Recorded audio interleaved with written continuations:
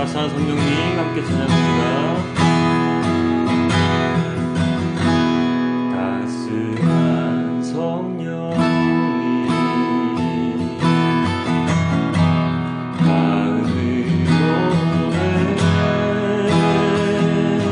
내 몸을 감싸며 부어지는 평안함 만족함을 느끼네. 따스한 성령님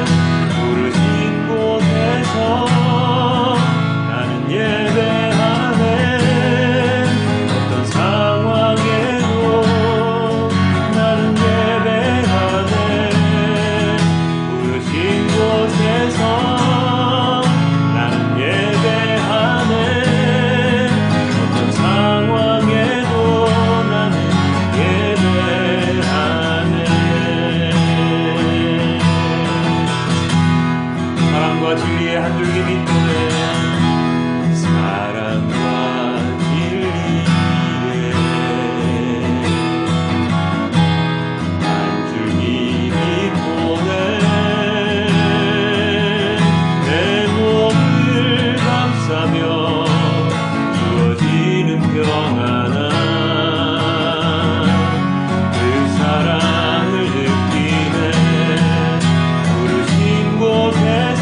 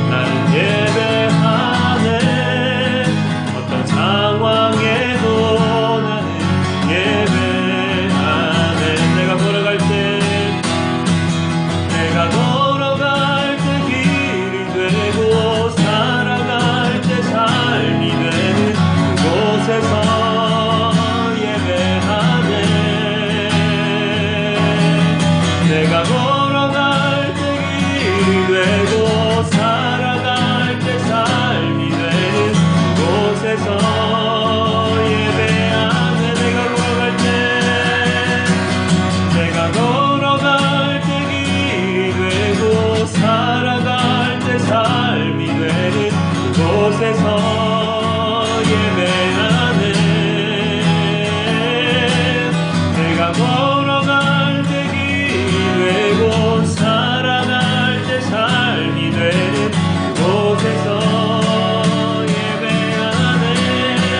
부르신 곳에서 나는 예배하네.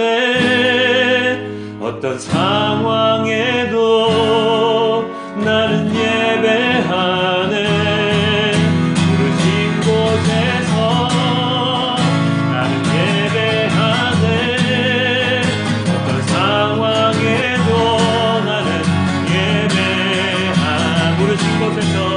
부르신 곳에서 난 예배하네.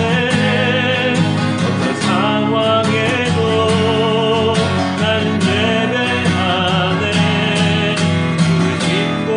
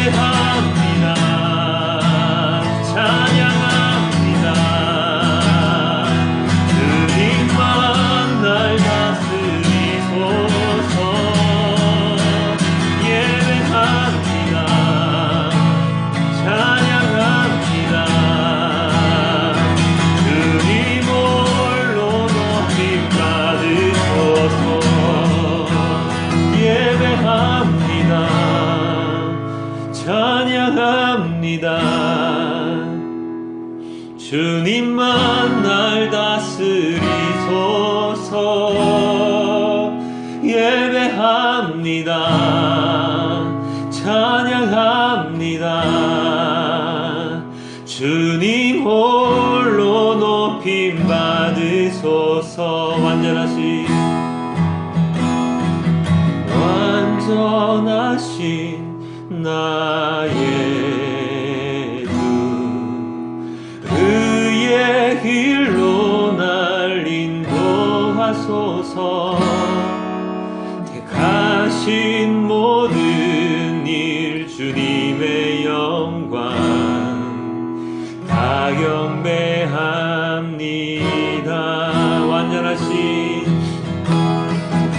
완전하신 나의 주, 의의 길로 날 인도하소서. 행하신 모든 일 주님의 영광 다 경배합니다.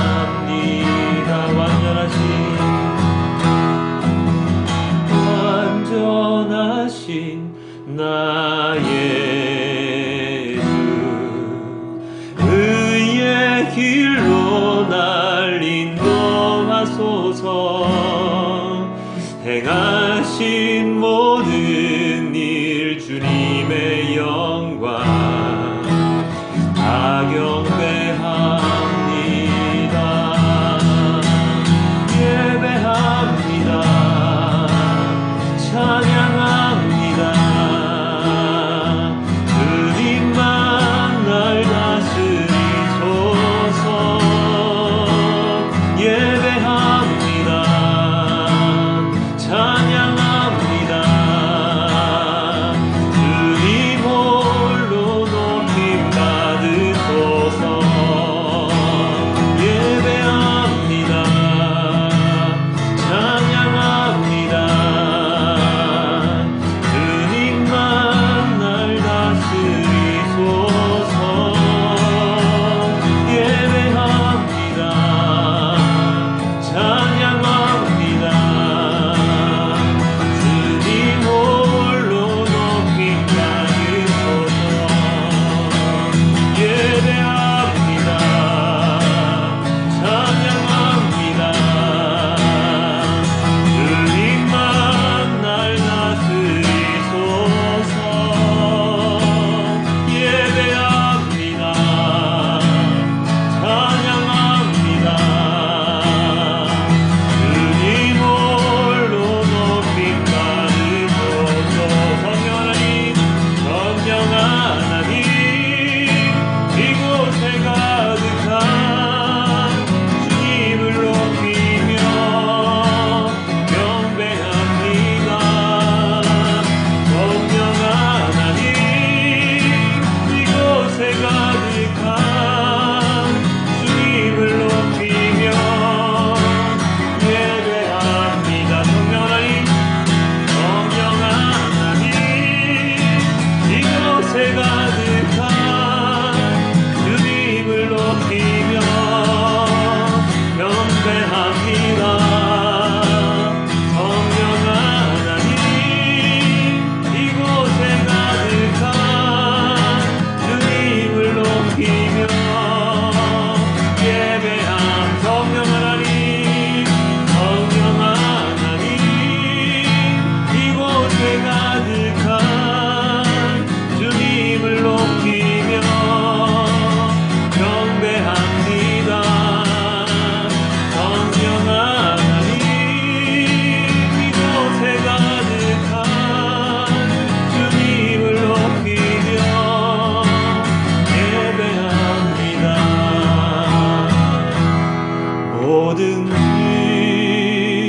내려놓고 가는 주 앞에 목마른 예배자,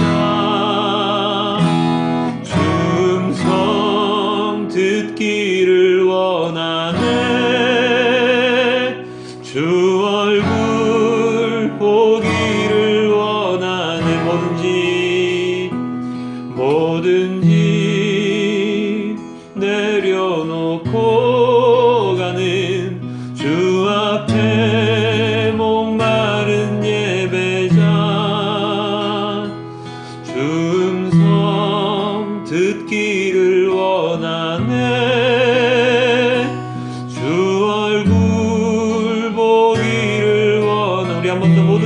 내려놓고 뭐든지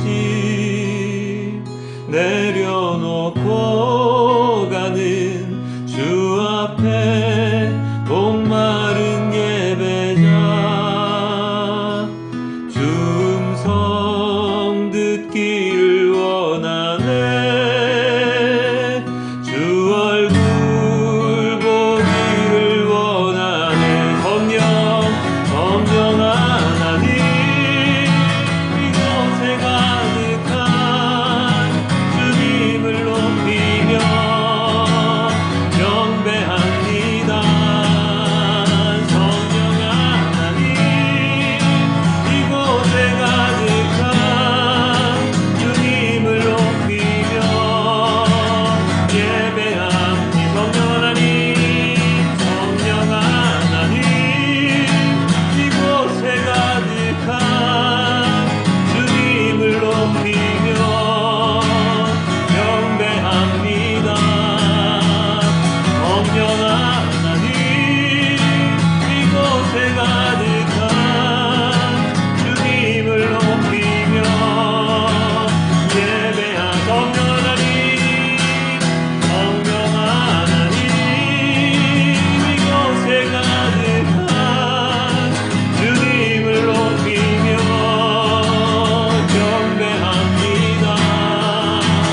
성령 하나님 이곳에 가득한 주님을 높이며 예배합니다. 예배합니다.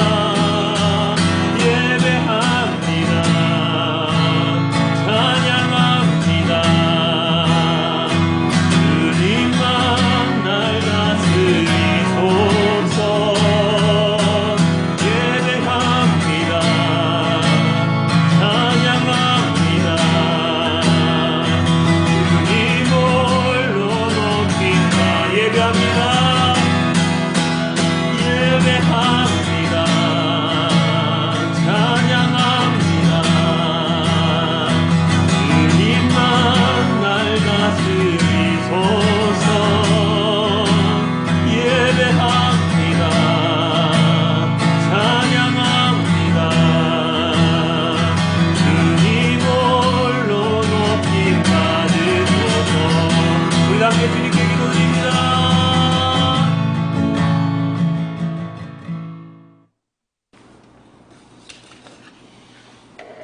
부활 후 7번째 주일을 맞이합니다. 오늘 말씀의 제목은 성령으로 충만해서인데요. 오늘 본문 시편을 제외한 세 가지 본문 가운데 공통적으로 들어가는 단어가 바로 성령이었습니다. 사도행전은 이렇게 나와 있습니다. 그러나 성령이 너희에게 내리시면 너희는 능력을 받고 예루살렘과 온 유대와 사마리아에서 그리고 마침내 땅 끝에까지 이르러 내 증인이 될 것이다. 그리고 오늘의 본문 로마서에는 이렇게 되어 있죠. 로마서 12장 11절입니다. 열심을 내어서 부지런히 일하며 성령으로 뜨거워진 마음을 가지고 주님을 섬기십시오. 마지막 누가복음에는 이렇게 등장합니다. 누가복음 1장 41절 엘리사벳이 마리아의 인사말을 들었을 때에 아이가 그의 뱃속에서 뛰놀았다. 엘리사벳이 성령으로 충만해서. 자, 지금은 성령의 시대입니다. 구약 시대가 하나님, 즉 성부 하나님의 시대였다면 신약 중에서 예수님의 탄생과 부활 그리고 승천의 그 기간은 예수님, 즉 성자 하나님의 시대였고, 그리고 예수님께서 승천하신 이후의 시대, 즉 우리가 지금 살고 있는 이 시대는 성령 하나님의 시대이죠. 성령 하나님께서 이 땅의 모든 것을 주관하시고 지켜주시는 보혜사로서 우리들 곁에 언제나 계시는 그러한 때입니다. 그래서 현재 교회를 다니는 분들, 그리스도인이라 생각하는 모든 분들은 성령 하나님을 사모하고 성령 하나님과 동행하는 삶을 살 것을 모든 목회자들은 이야기하고 있습니다. 성령 하나님은 삼위일체 하나님 중에서 3위에 해당하는 그 하나님으로 우리가 직접적으로 뵙지 못하고 언제나 마음 한켠, 아니 나의 마음 중심에 모시고 살아야 하는 분이지요. 이 성령 하나님을 통해서 우리는 하나님을 믿을 수 있고 믿음을 유지할 수 있고 그리고 그리스도인으로 살아갈 수 있습니다. 사도행전의 구절을 통하여 성령이 충만하면 우리는 무엇을 할 수 있는지 알 수 있는데요. 성령이 우리에게 있으시면 우리는 무엇을 할 수 있다고 나와 있었습니까? 예수님께서 우리에게 내리신 그 지상명령을 온전히 수행할 수 있게 됩니다. 무엇이지요? 온 유대와 사마리아와 땅 끝까지 예수님의 증인이 되는 것입니다.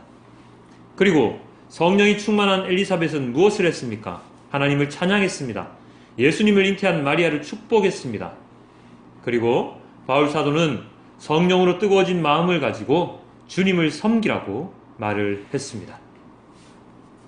자, 이 모든 성경 구절들, 이 모든 사실들을 우리의 머릿속에 합쳐서 생각을 해봅시다.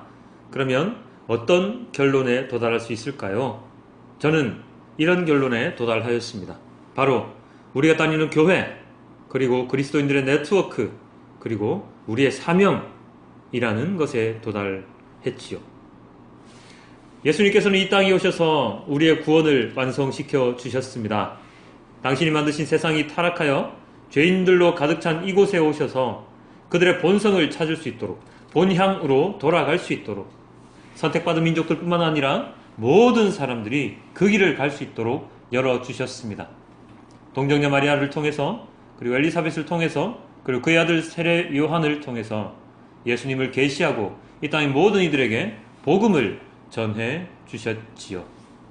예수님이 이 땅에 오시지 않았다면 받을 수 없었을 그 은혜를 우리는 지금 이 시간 너무나도 편하게 받을 수 있습니다. 예수님께서 이 땅에 오셔서 하신 일은 마리아의 오늘의 찬양 속에서도 발견할 수 있는데요. 누가복음 1장 51절에서 53절까지 이렇게 나와 있습니다. 그는 그 팔로 권능을 행하시고 마음이 교만한 사람들을 흩으셨으니 제왕들을 왕좌에서 끌어내리시고 비천한 사람을 높이셨습니다.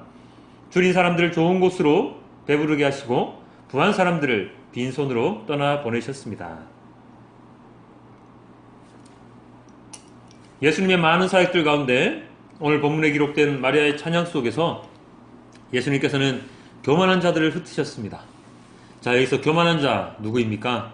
그냥 목에 기부사한 것처럼 빳빳이 자기 자신을 드러내는 사람입니까? 물론 그럴 수도 있겠지만 여기서의 교만한 자는 하나님을 대적하는 자입니다. 하나님을 두려워하지 않고 하나님의 자리에 자신이 앉으려는 자이죠. 하나님을 대적하는 것, 바로 교만이지 않습니까? 많은 사람들이 하나님의 자리를 탐하는 교만한 마음을 지니고 있다가 슬픈 최후를 맞이하였습니다. 예수님께서는 그런 자들을 흩으셨다고 마리아가 찬양하고 있습니다. 제왕들을 끌어내리셨다는 말은 앞서 말한 교만한 자들을 비롯한 자신의 자리를 통해서 욕심을 내는 자들, 하나님께서 세우신 자들이었으나 자신의 본분을 망각하고 살아가는 자들을 손수 내리신다는 말이겠지요. 그리고 반대로 비천한 사람들을 높이셨다는 말은 비천한 자는 신분상 소외되고 낮은 자들, 그리고 동시에 하나님 앞에서 겸손한 자들을 일컫습니다.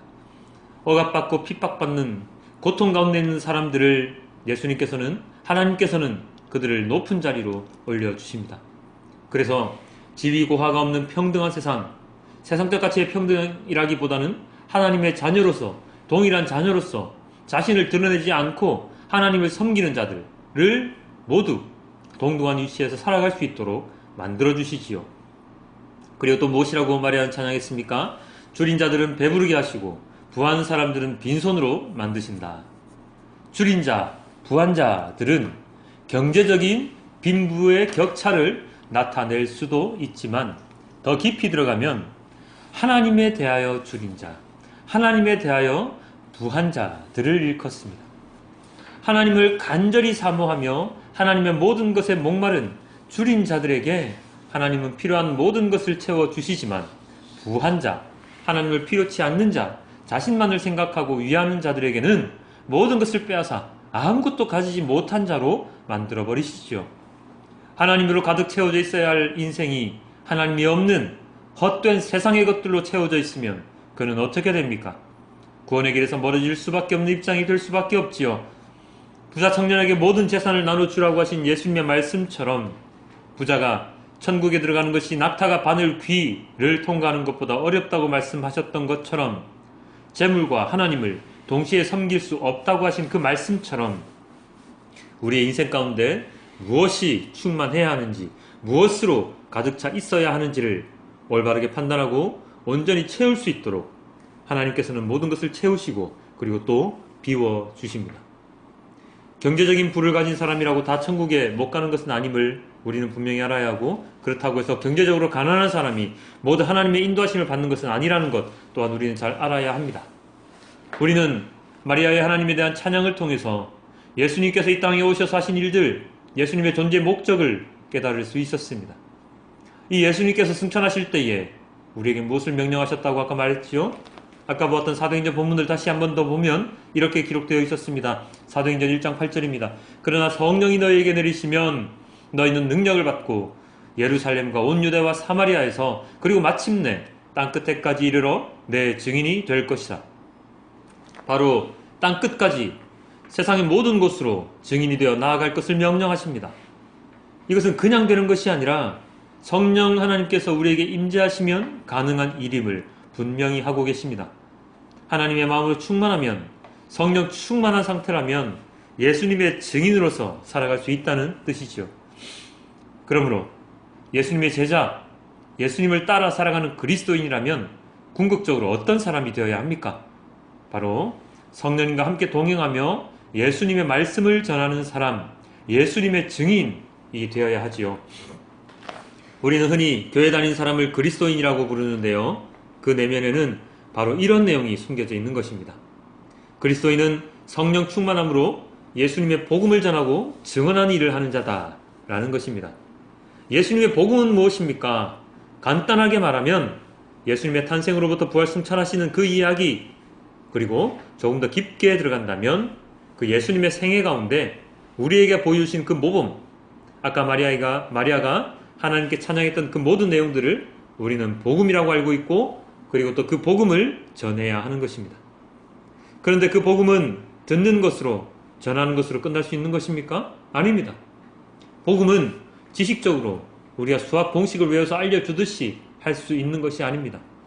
복음은 우리가 듣고 믿고 체험하고 그리고 그 복음대로 살아가야지만 그 복음을 증언하는 진정한 증인이 될 수 있는 것이지요.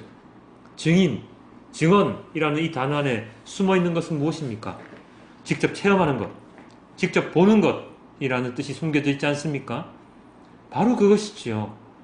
남들이 체험한 것을 전하는 것이 아니라, 남들의 말을 그냥 아무 의미 없이 전하는 것이 아니라 내가 겪은 것, 내가 본 것, 내가 느낀 것을 전하는 것, 그것이 바로 증언이고 증인이 해야 하는 일입니다. 그래서 그것을 위해서 오늘 바울 사도가 우리에게 교회에 속한 자들이 해야 하는 것에 대해서 우리에게 알려주고 있는데요. 오늘 로마서 본문은 바로 교회와 사회에서의 그리스도인들의 자세를 설명하고 있습니다. 같이 보면 이렇습니다. 로마서 12장 9절, 사랑에는 거짓이 없어야 합니다. 악한 것을 미워하고 선한 것을 굳게 잡으십시오. 그리스도인이 해야 하는 것이 무엇이라고요? 거짓 없는 사랑을 해야 합니다. 거짓 없는 사랑이란 무엇입니까? 바로 진정한 사랑, 겉으로 보이는 사랑이 아니라, 체하는 사랑이 아니라 진심에서 우러나오는 사랑을 해야 한다는 뜻이죠. 이 사랑은 남녀 간의 사랑입니까? 아닙니다. 하나님의 사랑입니다. 긍휼한 마음에서 우러나오는, 영혼을 위하는 마음에서 나오는 바로 그 사랑입니다. 그 사랑을 토대로 하여서 악한 것을 미워하고 그리고 선한 것을 굳게 잡아야 합니다. 그러나 이게 그리 쉬운 일이 아님을 우리는 잘 알고 있지요. 하나님의 마음으로 사랑하는 것도 그렇게 쉽지 않고, 악한 것을 미워함, 멀리하는 것 또한 그렇게 쉽지가 않습니다. 왜냐하면 하나님의 온전한 사랑을 하기 위해서는 나의 모든 것을 비워야, 나의 모든 것을 버려야 하기 때문입니다. 무슨 이야기입니까? 모든 것을 주는 사랑이 되어야 하는 것이죠. 모든 것을 주는 사랑이 되면 악을 멀리할 수도 있습니다. 어째서요? 나에게 욕심이 없기 때문이죠. 나에게 교만한 마음이 없기 때문입니다. 나의 목숨까지도 줄 수 있는 그런 사이, 그런 사랑이라면 상대에게 악한 마음을 또는 악한 행동을 어떻게 할 수 있겠습니까? 없습니다. 내 것을 챙기려고 하니까, 내 욕심을 채우려고 하니까, 아유, 세상에서는 어쩔 수 없어 하는 마음을 우리가 버릴 수 없으니까 우리는 악한 것, 정의롭지 못한 것, 선하지 못한 것을 선택할 수밖에 없게 되는 것이지요. 그렇기에 이 구절이 눈으로 읽기에는 아, 그렇지, 당연하지 하면서 수긍을 하더라도 실제적으로 삶 가운데 구현하기는 그리 쉽지 않은 것이죠. 다음 로마서 12장 12절 보면 이렇게 나와 있습니다. 소망을 품고 즐거워하며 환난을 당할 때 참으며 기도를 꾸준히 하십시오. 여기에서 소망은 어떤 소망을 품어야 한다는 것입니까? 주님과 함께 있는 소망, 주님 안에 거하는 소망입니다. 내가 부자가 되는, 성공하는 소망이 아니라 주님과 함께하는 소망을 품을 때 우리는 즐거워할 수 있습니다. 이 즐거움은 세상적인 즐거움이 아니라 주님과 함께 있기에 즐거운 것이지요. 자, 이런 비유가 좀 완전하지는 않겠지만 이렇게 한번 비유해 보고자 합니다. 사랑하는 연인이 함께 있다면 죽음도 두렵지 않고 가난도 무섭지 않다, 뭐 이런 말들을 우리가 자주 듣고 하지 않습니까? 뭐 그런 거지요. 물론 인간과의 관계 속에서의 이런 그 관계와 하나님과의 관계는 뭐 차원이 다른 것이겠지만, 하나님과 함께하는 소망, 함께한다는 소망을 가진다면 그 어떤 상황에서도 즐거워할 수 있다라는 것을 우리는 알 수 있습니다. 왜요? 더 이상의 만족이 없기 때문입니다. 그 자체로 완전한 만족을 느낄 수 있기 때문에 즐거워할 수밖에 없게 되는 것이죠. 그리고 그 즐거움 속에서 환난을 참을 수 있습니다. 고통이 밀려오는 그 가운데서도 두려움 없이 그 고통을 인내할 수 있는 것입니다. 아무리 어려운 일이 닥쳐도 내가 욕심을 부린 결과로 오는 고난, 고통이 아니라 하나님을 소망하는 가운데, 하나님의 말씀을 지키는 가운데 오는 어떤 고난이라도 우리는 견뎌낼 수 있고, 그리고 견뎌내어야 합니다. 그리고 그 모든 것은 바로 끊임없는 기도를 통해서 이루어낼 수 있지요. 쉬지 말고 기도하며, 쉬지 않고 하나님과 교제함으로 우리는 하나님의 말씀을 할 수 있고, 지킬 수 있고, 순종할 수 있고, 그리고 그 말씀대로 살아갈 수 있는 것입니다. 이것이 성도가, 그리스도인이 해야 하는 일입니다. 그 다음 로마서 12장 15절에 이렇게 나와 있습니다. 기뻐하는 사람들과 함께 기뻐하고 우는 사람들과 함께 우십시오. 또한 기뻐하는 사람들과 함께 기뻐해야 합니다. 누군가 즐거운 일이 있을 때 함께 즐거워하는 것이 그냥 보기에는 쉬워 보여도 이것 또한 그리 간단하지 않습니다. 오늘 바울 사도가 우리에게 하라고 한 게, 읽기에는 되게 편한데요, 실제적으로 하기에는 너무 어려운 게 참 많네요. 그죠? 자, 욕심덩어리이고 질투덩어리인 우리들은 내가 즐거울 때는 마냥 즐거울 수 있지만 남에게 즐거운 일이 닥치면, 만약에 그것이 나와 상관 있는 일이라면 함께 즐거워하기가 참으로 힘듭니다. 세상적으로 나와 함께 입사한 동기가 나보다 빨리 승진할 때 그것은 축하해 줘야 될 일인데, 그런데 마냥 축하해 주기가 쉽지 않지요. 함께 즐거워하기가 그렇게 쉽지가 않지요. 옆집에 사는 아는 사람의 자녀가 내 자식보다 좋은 대학에 들어갈 때 즐거워하기가 쉽지 않습니다.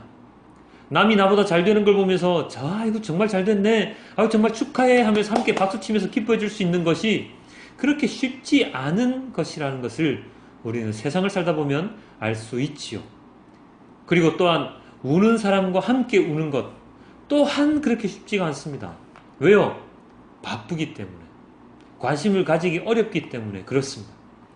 요즘 얼마나 많은 사람들이 고통을 당하고 있습니까? 뭐 나로부터 시작해서 다 비슷하긴 한데요, 조금 더 다른 분들을 예를 든다면 최근에 세월호 그 유가족부터 시작을 해서, 그리고 멀리는 아무 이유 없이 끌려갔던 그 일본군 위안부 피해자, 그리고 합당한 대우를 받지 못하고 노예처럼 일하는 많은 노동자들, 그리고 정치적인 올가미가 씌워져서 평생 씻지 못할 고통을 당한 많은 양심수들, 그리고 길 가다가 날벼락 맞듯이 피해를 입는 많은 여성들, 자신의 양심을 속이지 않기 위해서 잘못된 것을 말했지만 도리어 고통을 당하는 많은 내부 고발자 또는 양심 선언자들 등등등, 얼마나 우리 주위에 고통스에서 울부짖는 많은 사람들이 있습니까?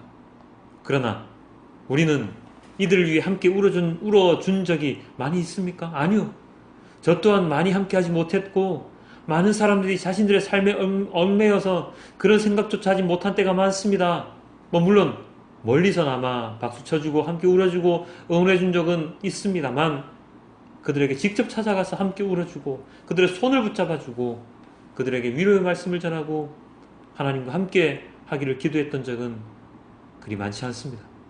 그러나 우리가 그렇게 해야 한다고, 그리스도인이라면 당연히 그렇게 해야 한다고 오늘 바울 사도는 우리에게 이야기하고 있습니다.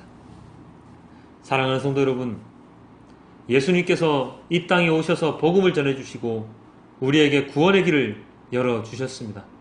너무나도 기쁘고 즐거운 일이지요. 그리고 교회라는 것을 주셔서 우리가 언제든지 함께 할 수 있도록 만들어주셨고, 그리고 그 교회를 다니는 자들을 그리스도인이라 칭할 수 있도록 해주셨습니다.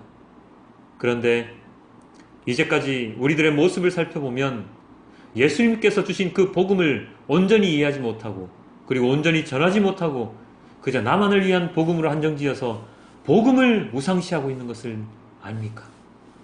교회를 통해서 성도들 간에 사회적으로 해야 하는 일들을 제대로 하지 못하고 그저 나만의 신앙을 지키는 데만 교회를 이용하지는 않았습니까? 너무나 쉽게 신앙을 가지고 너무나 쉽게 신앙을 잃어버리고 있는 것은 아닐까요? 우리 한번 돌아보면 좋겠습니다. 성령 충만, 성령 임재, 말로만 할 것이 아니라 정말로 우리가 성령 하나님을 소망하고 있는지, 왜 성령 하나님을 소망하고 있는지 돌아보아야 합니다. 성령님이 임재하시고 성령 충만하면 우리들은 어쩌면 세상적으로 볼 때 행복한 것보다 더 불행해질 수도 있습니다. 왜요? 예수님께서 그렇게 사셨기 때문입니다. 예수님은 높은 곳이 아니라 낮은 곳을 지향하셨고 권력에 맞서셨고 조롱받고 핍박받으셨으며 끝까지 참으셨기 때문입니다. 예수님을 믿는다는 것, 그것은 나에게 구원의 길이 열렸다는 그 희망적인 메시지만 있는 것이 아니라 예수님께서 겪으셨던 그 공생의 기간의 모든 것을 함께 겪는다는 것입니다. 그 공생의 기간에 그 기간 무엇을 겪으셨습니까? 죄인들과 함께 하셨지요. 그리고 조롱당하셨지요. 그리고 십자가를 지고 가셨습니다. 우리는 그 십자가를 지고 가시는 예수님 뒤를 그냥 아무 생각 없이 터덜터덜 쫄쫄쫄 따라가는 것이 아니라 예수님께서 지셨던 그 십자가를 함께 져야 합니다. 구레네 시몬이 그랬던 것처럼 말입니다. 그렇기 때문에 우리는 더욱더 성령 충만하기를 소망해야 합니다. 왜냐하면 성령 하나님이 우리를 돌보시지 않으시면 우리는 그 고통을 인내할 수 없기 때문입니다. 견뎌낼 수 없기 때문입니다. 사랑하는 성도 여러분, 나의 삶의 행복을 위해서 그리스도인이 되지 마십시오. 나의 인생의 성공을 위해서 그리스도인이 되지 마십시오. 하나님을 믿는 것을 나의 도구로 사용하지 마십시오. 그리스도인은 세상적인 성공과는 거리가 먼 사람, 세상적인 복과는 상관없는 사람입니다. 그리스도인은 말 그대로 예수 그리스도를 따르는 자들입니다. 그것을 잊고 세상적인 개념에 빠져들기 시작하면 우리는 그리스도인이 아니라 그냥 다른 종교를 믿는 사람들과 똑같은 종교인, 자기 만족적인 종교인이 될 수밖에 없음을 잊으면 안 될 것입니다. 하나님은, 그 거룩한 곳에 계신 하나님은 고아들의 아버지, 과부들을 돕는 재판관이시다. 하나님은 의로운 사람들에게 머무를 집을 마련해 주시고 갇힌 사람들을 풀어내셔서 형통하게 하신다. 그러나 하나님을 거역하는 사람은 메마른 땅에서 산다. 하나님은 이런 분이십니다. 우리 마음속에 성령 하나님을 모시고 온전한 하나님을 믿는 자, 예수님의 진정한 증인이 되기를 소망해 봅니다. 여러분 지금 행복하십니까? 세상의 행복을 추구하는 자가 아닌 하나님을 소망하는 가운데 즐거이 노래 부를 수 있는 그러한 성령 충만한 자가 되길 기도하며 살아가길 부탁드립니다. 다음 주 성령 강림주일이죠. 성령 하나님께서 이 땅에 오셔서 그들을, 제자들을 이 땅에 보내시는, 파송하는 그런 역사적인 순간이 다음 주 시작됩니다. 사랑의 하나님, 공의의 하나님, 그 하나님을 찬양하며 믿는 그러한 한 주간이 되길 우리 기도하며, 우리 하늘이 썩어져 그 썩어진 미랄이 싹을 틔워서 더욱더 많은 열매를 맺게 되는 그런 미랄처럼 살아가기를 원하며 우리 함께 세상을 구원하기 위해 미랄 찬양하면서 오늘 말씀을 기억하며 기도드리도록 하겠습니다. 세상을 구원하기 위해 세상을 구원하기 위해 흘려야 할 피가 필요하다면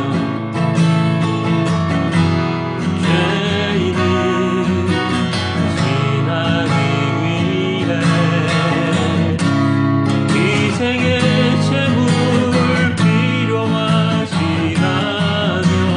내 생명 제단 위에 드리리 주 영광 위해 사용하소서. 생명이 또 다른 생명 낳고 주님 볼 수 있다면 나의 삶과 누구도 아낌없이 드리리.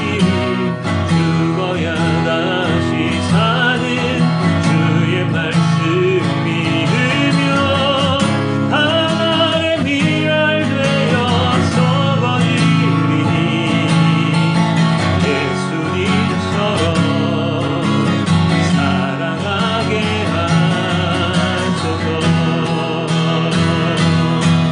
생명이 또 다른 생명 낳고 생명이 또 다른